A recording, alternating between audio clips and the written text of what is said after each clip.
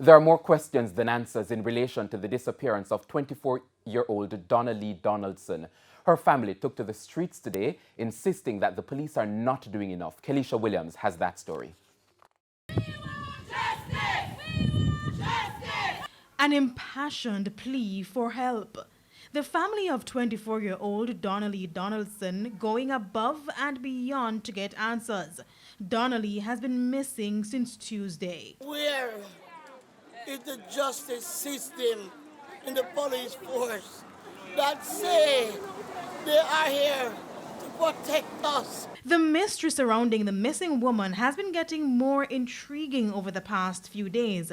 The family told TVJ News that Miss Donaldson left home on Monday with her boyfriend, who is a policeman, and she has not been seen since. Tuesday, her mother and her brother talked to her.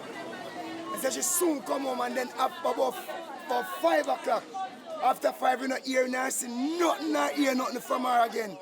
Her 2 phone down, the boyfriend claimed to say, him and her have an argument and she leave him house from Tuesday. And he never choose to make an alarm or find out if she reach him till Wednesday evening. Which is why the family members marched on Chelsea Avenue on Sunday afternoon. It's believed this is the place Donna-Lee was last seen. Nobody come to the family.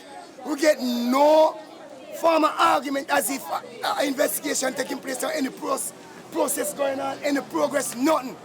We're just here in limbo, praying, worrying, and dying for Surinese. My mother is dying right now, as we speak.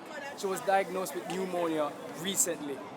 And Donna-Lee was supposed to be the person to accompany her to the hospital, to give her her medication whenever she needs it.